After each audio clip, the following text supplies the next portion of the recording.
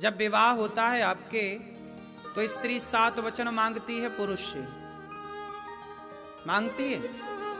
उन 7 वचन में पत्नी एक वचन ये भी तो कहती है कि आज के बाद हमारे अतिरिक्त आप किसी स्त्री को देखेंगे, आपसे बड़ी है तो आप माँ के रूप में देखेंगे, आपके बराबर की है तो आप उसे बहन के रूप में देखेंगे, और आपसे छोटी है तो आप उसे पुत्री के, बेटी के भाव से देखेंगे। यही तो 7 वचन में पत्नी मांगती है अपने पति से कि आप हमारे सिवा, अब हम आपकी अर्धांगिनी हैं, हमारे सिवा आप किसी नारी को स्त्री भाव से ना देखेंगे, मां बहन और बेटी के भाव से तो आप देखेंगे। यही तो मांगती है। आज से आप किसी पराई नारी की ओर ना देखेंगे। लेकिन कहां स्त्री की बात पुरुष मानता है। यदि स्त्री की बात ही पुरुष मान ले तो भी पुरुष का कल्याण हो जाए। वो 7 वचन सुन लो।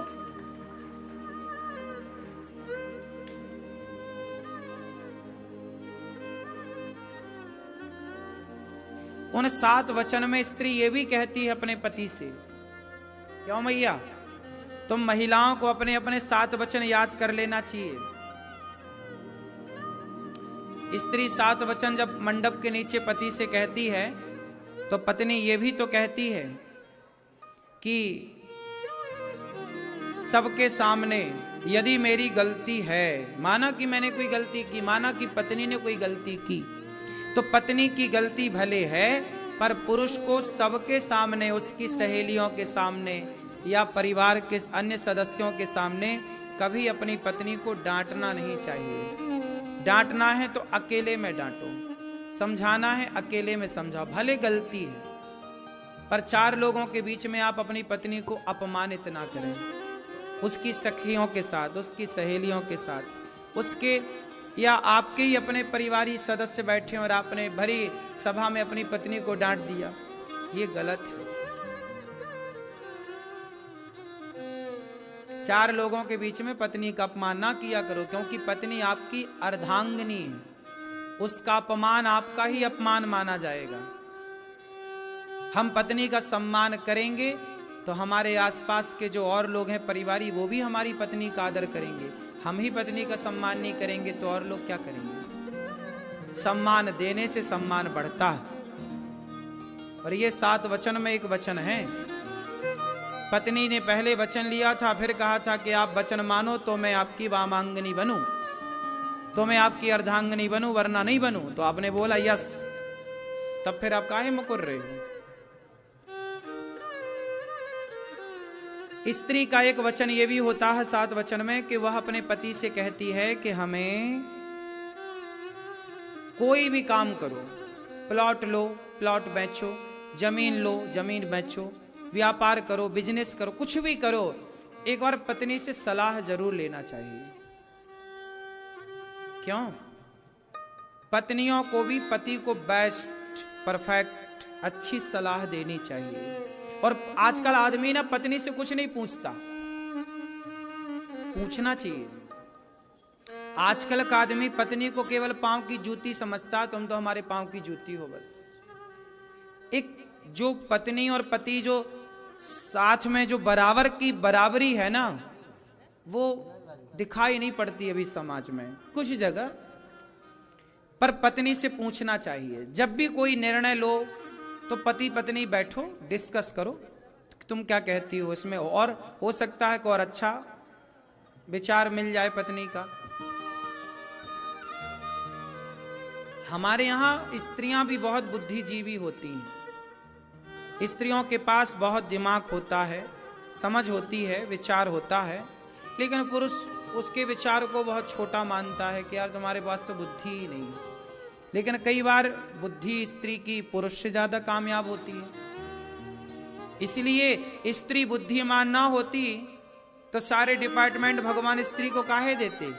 पैसे का पूरा कार्य लक्ष्मी जी को दे रखा, लक्ष्मी माता। खाद्य पदार्थ पूरा अन्नपूर्णा को, अन्नपूर्णा माता। विद्या चाहिए तो सरस्वती माता, शक्ति चाहिए तो दुर्गा माता। आदमी के पास बचा क्या, तभी तो तांडव कर रहा है आदमी। सब स्त्रियों के हाथ में है पूरा पावर। नहीं, विद्या की देवी सरस्वती, धन की देवी लक्ष्मी, शक्ति की देवी दुर्गा, खाने पीने की देवी अन्नपूर्णा, है ना, पानी गंगा के पास, यमुना के पास। तुम्हारे पास बचा क्या? बोलो। सारी नदियां माता हैं, समुद्र देवता है, समुद्र के पास खारा है, जाओ, अब नदियां तो गंगा है, मीठा तो स्त्रियों के पास है। इसलिए हमारे यहां स्त्री को आगे रखा है, स्त्री पहले पुरुष बाद में। सीता राम, गौरी शंकर, राधा कृष्ण, ठीक है। स्त्री आगे है कि पीछे है? क्यों भैया? ये भैया बताएं, सताए हुए, आगे हैं कि पीछे हैं? फिर तो आप भी अपनी स्त्री को आगे ही रखिएगा। सलाह लेते हो पत्नी से कि नहीं? अरे माता पिता की अभी हम बात कर ही नहीं रहे हैं, अभी हम पत्नी की कर रहे हैं। यार तुम बहुत आगे आगे भागते हो।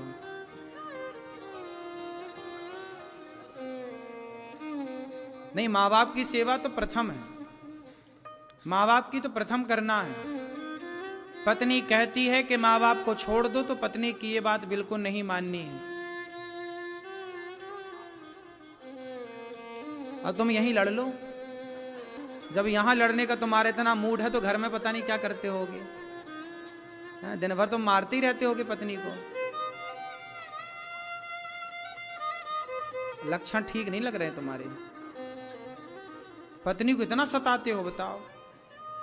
पत्नी को कुछ नहीं बोलने दे, तू चुप रह, हम बोलेंगे सब। हाँ,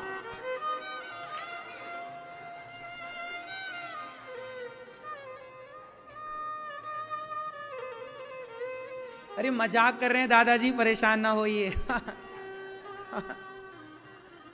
कथा में ये आनंद है अपना, इसी बहाने ये सब सीखेंगे। पत्नी का सम्मान सारे सज्जन पुरुष को करना चाहिए, पत्नी की इज्जत करना चाहिए, पत्नी का आदर करना चाहिए। और बहू को अर्थात पत्नी को भी। अच्छा सुनो, पत्नी एक वचन ये भी मांगती है कि आप हमारे माता पिता का आदर करेंगे। और जब पुरुष 5 वचन मांगता है स्त्री से, तो पुरुष का एक वचन ये है कि एक पुरुष कहता है अपनी पत्नी से कि सुनो, हम तुमसे तब विवाह करेंगे जब तुम अपने माता पिता की तरह ही हमारे माता पिता का सम्मान करोगी, सेवा करोगी। ये भी पुरुष का एक वचन है। तो हम पत्नी के 7 वचन मानते हैं, तो पत्नी भी हमारे 5 वचन मानती है, जैसे 7-5 वचन कहते हैं। क्यों जी, बात सही है? तो पुरुष का भी तो वचन मानती है, और मानना चाहिए, धर्म है कि हम आपके माँ बाप की सेवा करें, हम पत्नी के माँ बाप का सम्मान करें। तो पत्नी को चाहिए कि वो हमारे माँ बाप का सम्मान करें। पति का एक वचन ये भी है पत्नी को कि हमारी आज्ञा के बिना, हमसे पूछे बिना तुम्हें कहीं जाना नहीं है। ये भी एक वचन है पति का। पति बोल रहा है, अब सुनो, तुम्हारी 7 बात हमने मानी, पर हमारी तुम 5 बातें मानो। उन 5 बातों में एक बात यह है कि आप हमारे माँ बाप का खूब सम्मान करेंगे, इज्जत करेंगी। पत्नी स्वीकार करती है कि आपके माता पिता अब हमारे माता पिता हैं। तो माता पिता तो भगवान है, उससे तो कोई नकार ही नहीं सकता, ना पत्नी नकारे ना पति नकारे। इसलिए माता पिता तो भगवान है सबके लिए। क्या है माता पिता? तो आप अपने माँ बाप की सेवा करती हो, सास ससुर की? सही पूछेंगे हम सास ससुर से, सेवा करती हैं? पति की भी सेवा, पति के पांव दबाती हैं? पति के चरण दबाया करो। लक्ष्मी जी जैसे भगवान नारायण के पांव दबाती हैं। ससुर पिता होता है, सास माँ होती है। भारत की प्रत्येक बहू सास को, ससुर को माँ बाप मानने लग जाए तो घर स्वर्ग बन जाएगा। और सास ससुर बहू को बेटी की तरह रखने लग जाए तो घर घर कहाँ, फिर तो वो स्वर्ग है। हम कितना जिंदा रहेंगे, हम कब मरेंगे, हमारा मरना भी तय है। जब मौत आएगी तो ही हम मरेंगे, इसलिए डरने का नहीं, बिंदास जीने का। कब मरोगे आप लोग कब मरोगे, सबका तय है, इसलिए डरने का नहीं, बिंदास जियो। जब मौत आएगी तो मर भी लेंगे, मौत से पहले मरना क्या। हानि लाभ, जीवन मरण ईश्वर के हाथ में है, और यश अपयश, मेरा नाम कितना होगा, मुझे बदनामी कितनी मिलेगी। जब आपको बदनामी मिले तो भी समझना कि ये सब यश मिला है, तो अपयश भी तो मिलेगा ना मेरी माँ। इसलिए जब यश मिला, यश पाए हो, तो अपयश के लिए भी तैयार रहो। यश तुम्हारा हुआ है तो अपयश किसका होगा। इसलिए बैलेंस है, कई बार नाम होता है तो कई बार बदनामी होती। ये सब कुछ ईश्वर के हाथ में, इसलिए सब ईश्वर का खेल है। मस्त रहा करो, चलो, ये सब ईश्वर की लीला है। क्या करें, हमें कोई अच्छा कह रहा है, यह भी ईश्वर की लीला है। हमें कोई बुरा कह रहा, ईश्वर की लीला। हम दोनों से प्रभावित नहीं है। आप हमें अच्छा कहिए, इससे हमें कोई खुशी नहीं है। आप हमें बुरा कहिए, इससे हमें कोई नाराजगी नहीं। ना अच्छा कहने से प्रसन्नता है, ना बुरा कहने से दुख है। बोलो हाँ या ना। इसी को कहते हैं समभाव, सम रहो हर परिस्थिति में। पानी बरस रहा है तो नदियों में बाढ़ है, पर समुद्र में बाढ़ नहीं है। गर्मी है, नदियां सूखी पड़ी हैं, पर समुद्र में सूखा नहीं है। समुद्र तो हर गर्मी हो चाहे बारिश हो, हर हाल में समुद्र एक सा है कि नहीं। ये तो नदियों को प्रभाव पड़ता है, बारिश होने और ना होने से समुद्र को प्रभाव नहीं पड़ता। तो आपको समुद्र की तरह बनना है। कोई आपका सम्मान करे तो भी खुश रहो, अपमान करे तो भी खुश रहो, क्योंकि ये सब हाथ में तुम्हारे नहीं है ना। जान रहे हो कि सब ईश्वर के हाथ में, तो रो क्यों रहे हो, फिर परेशान क्यों हो। गुरु जी ने जो बात कही, भरत जी चरणों में प्रणाम किए और सोचय विप्र जो वेद विहीना।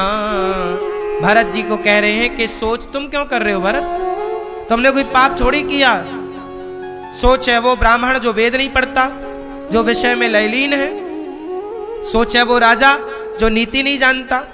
सोच है वो धनवान जो बड़ा कंजूस है। सोच किसे करना चाहिए।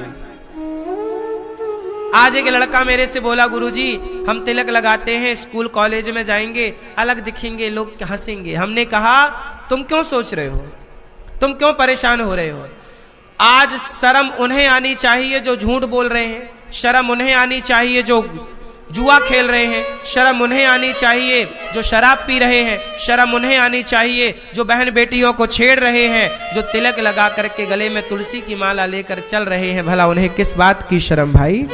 शर्म वो क्यों करें जिनको, जो माथे पे तिलक लगाए हैं। शर्म वो करें जो शराब पी रहे हैं। आज के लड़का शराब पी रहे हैं, सिगरेट पी रहे हैं, पराई बहन बेटियों को छेड़ रहे हैं, शर्म उन्हें आनी चाहिए। हम तिलक लगाए हैं, हमें काय बात की शर्म। हम सही रास्ते पर चल रहे हैं, हमें किस बात की शर्म। जब तुम्हें गलत काम करते हुए, गलत रास्ते पर चलते हुए तुम्हें शर्म नहीं है, तो हम सही राह पर चल करके किस बात की शर्म करें। हमें तो गर्व है कि हम सनातनी और माथे पर तिलक है और गले में तुलसी की माला है, मुख में भगवान का नाम है।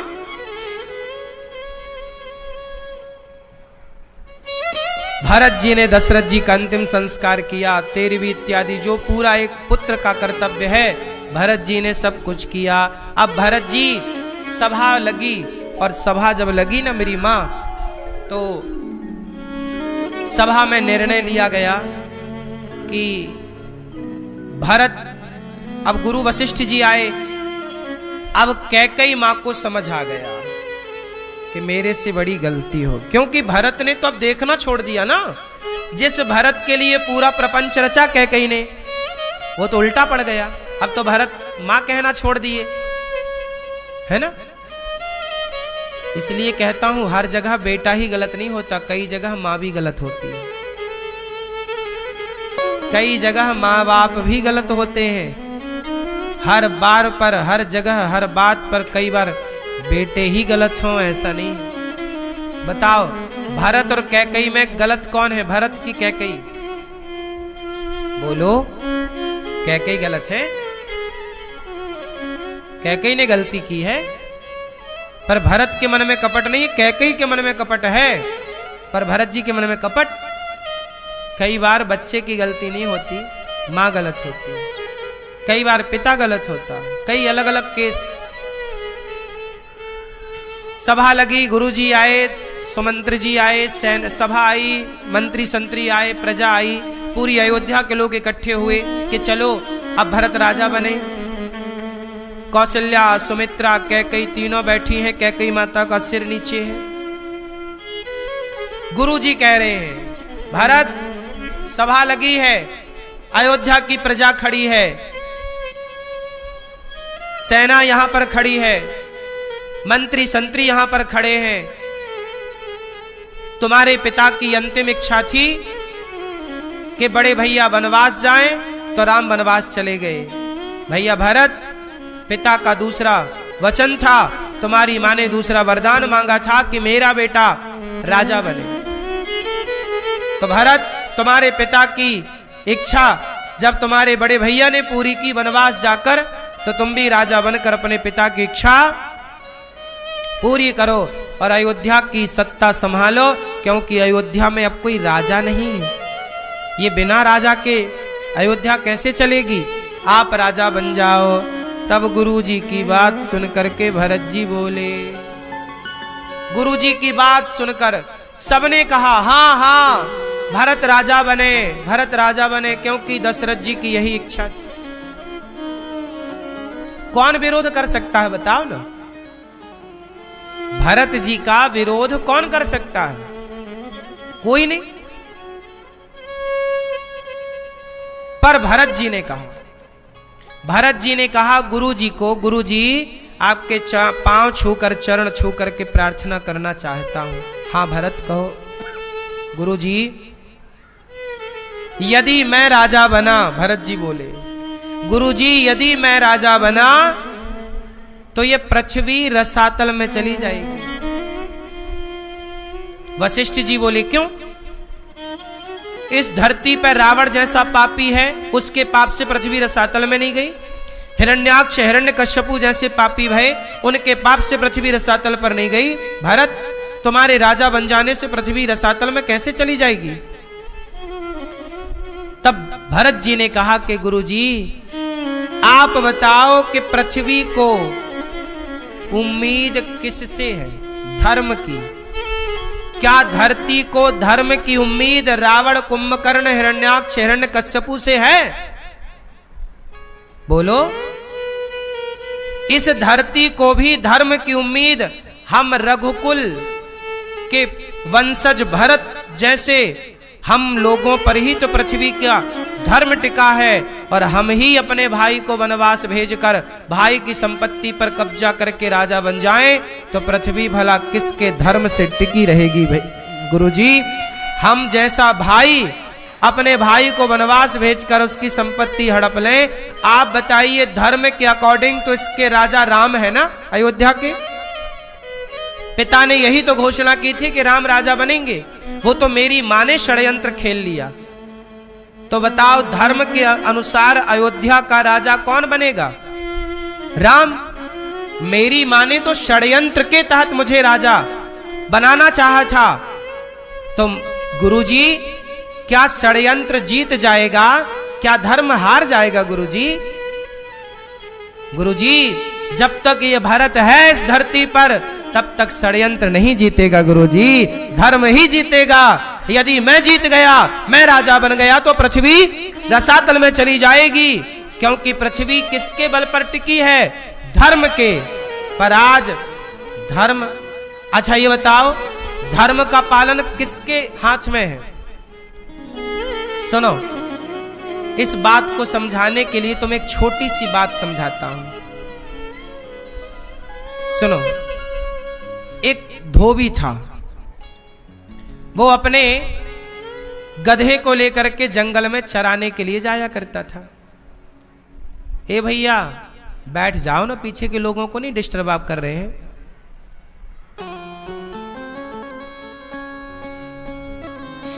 ये सोचा करो कि जो आप कथा में डिस्टरबेंस पैदा करते हैं क्या वो धर्म है, ये भी सोचना चाहिए।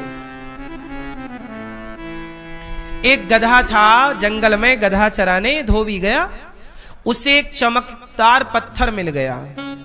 उसके धोबी को जानकारी नहीं थी, उसको लगा ये तो पत्थर है। उसने गले पर टांग दिया गधे के, और गधे को साबुन लगा के बढ़िया रोज उस पत्थर से घिसता।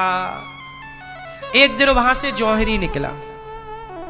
जौहरी ने देखा कि ये तो करोड़ों का हीरा है, पर टंगा कहां है? गधे के गले में। तो जौहरी ने कहा कि यदि मैं कह दूंगा कि ये हीरा है तो अभी धोबी भाव खाएगा। तो जौहरी ने धोबी से कहा, कहो धोबी ये पत्थर बेचोगे? धोबी बोला, पत्थर क्या बेचना, तुम्हें जरूरत है तो ले लो, हम तो जंगल से और उठा लाएंगे, ऐसे बहुत पड़े। जौहरी बोला, मैं 5 रुपए दूंगा। धोबी को लगा पत्थर के 5 रुपए दे रहा, ठीक है ले जा, ले ले। धोबी बोला मैं दूसरा। अच्छा, धोबी को क्या पता, बेचारा भोला भाला, उसे लगा पत्थर है, ये तो पागल है, 5 रुपया दे रहा है। 5 रुपए लिए धोबी ने और जंगल चला गया। अब हीरा आया जौहरी के हाथ में। जैसे ही जौहरी के हाथ में आया, हीरा टूट करके टुकड़े टुकड़े हो गया। जौहरी बोला, वाह रे हीरा, अभी तो गधे के गले में लटक रहा था तब टूटा नहीं, और मुझे जौहरी के पास आया तो टूट कर टुकड़े टुकड़े हो गया। तब उस टूटे हुए हीरे से आवाज आई कि जौहरी, उस धोबी को तो पता ही नहीं था कि मेरी कीमत क्या है। मैं खुश था उस गधे के गले में, क्योंकि वो मेरी कीमत जानते ही नहीं थे। मैं खुश था, लेकिन तू तो जानता था ना कि मेरी कीमत करोड़ों की है, फिर भी तूने मेरी कीमत केवल 5 रुपए आंकी। जब तुम जैसे जानकार भी मेरी कीमत इस तरह से लगाएंगे, अज्ञानी मेरी कदर ना करे तो चलता है, पर जौहरी भी मेरी कदर ना करे तो मैं टूट कर तो टुकड़े टुकड़े ही हो जाऊंगा ना। ये बात भरत जी के प्रसंग में कही गई कि रावण, कुंभकर्ण, हिरण्याक्ष, हिरण्यकश्यपु, क्या इन लोगों से धर्म की उम्मीद है? क्या इन लोगों से ये कहा जाएगा कि भैया तुम सच बोलना, तुम धर्म पर चलना? क्या ये लोग धर्म पर चले हैं? उत्तर दो। क्या रावण धर्म पर चला है? क्या सीता मैया को चुराना धर्म है? पराई स्त्री को उठा लेना धर्म है? अब बताओ, रावण का तो काम ही अधर्म करना था। हिरण्याक्ष, हिरण्यकश्यपु का तो काम ही अधर्म करना था। अरे इन अधर्म करने वालों से कोई धर्म की उम्मीद थोड़ी थी, पर धर्म की उम्मीद किससे है? भरत जी जैसे लोगों से। धर्म की उम्मीद किससे है? भरत जी जैसे लोगों से। और भरत जी कह रहे हैं कि गुरुजी, मैंने भी अपना धर्म छोड़ दिया, मैं भी अपने भाई की संपत्ति पर कब्जा कर लूंगा, तो पृथ्वी फिर किस से धर्म की उम्मीद करेगी? इसलिए कोई तो इस धरती पर धर्मात्मा रहे। तो ये धरती रावण, कुंभकर्ण जैसों के बल पर नहीं, भैया भरत जैसे धर्मात्माओं के बल पर टिकी हुई है। इसलिए कह रहे हैं कि मैं यदि राजा बन जाऊंगा तो पृथ्वी रसातल में चली जाएगी। कितनी बड़ी बात है, आप शायद ये बात समझ भी ना पाए हो, जो बात भरत जी ने कही है। अब भरत जी बोले कि मैं राम का दर्शन करने चित्रकूट जाऊंगा, मैं राम को मना कर लाऊंगा कि मुझे क्षमा करो, मैं राम के वनवास का 14 साल व्यतीत करूंगा और राम को ला करके मैं अयोध्या का उन्हें राजा बनाने की प्रार्थना करूंगा।